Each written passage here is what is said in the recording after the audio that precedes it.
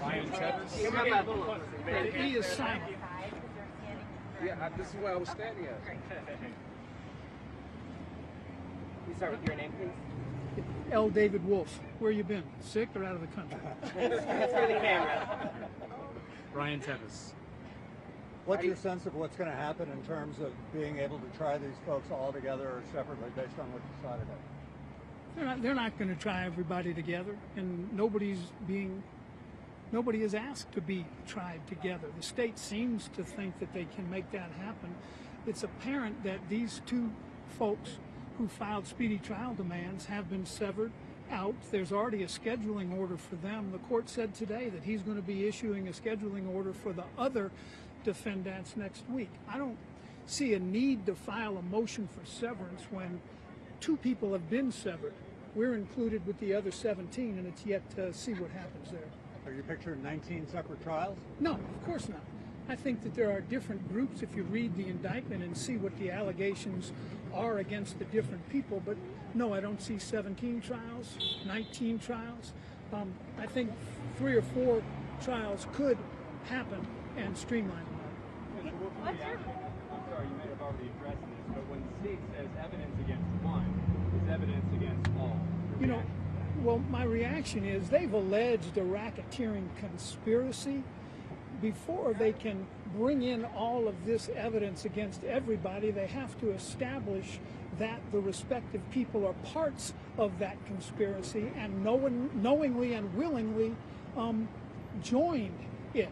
There are also time frames that have to be considered as to when it was joined, and if you read the indictment, they talk more about unindicted co-conspirators without giving their names than they speak about the people that have been indicted. There are some places in the indictment where they say that those conspirators are unknown to the grand jury. So there's a lot to be explored. We're looking into it for Mayor Giuliani, and we should be filing a motion preliminarily challenging the indictment very soon. How complicated is it what he said in the civil case? Some have interpreted it, all but admitting that he made false claims against these election workers. He has pushed back, saying that as a result of pushing legal proceedings forward. How difficult is that going to complicate your client's case? Well, you know, I've not seen the discovery. I've not seen the totality of what everybody is alleged to have said and how it fits into the conspiracy. Once we see that, we'll be able to address your questions, and when we come back, we will. All of this today's arraignment day, and already we're talking about trials and picking juries and what's going to happen at trial, and we've not even seen the several terabytes of discovery that took 2.5 years to accumulate. We'll talk to you. We'll let you know what we see, and when we file our motion, you'll see some of our preliminary thoughts. When do you anticipate seeing the discovery?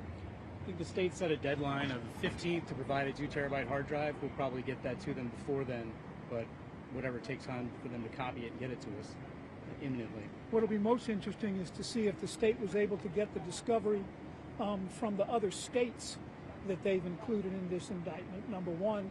And number two, if there have been no charges brought in those other states, it'll be interesting to see why, because it seems to me that would be exculpatory and something that we'd be entitled to. What was your initial... Hearing the state say they have 150 witnesses?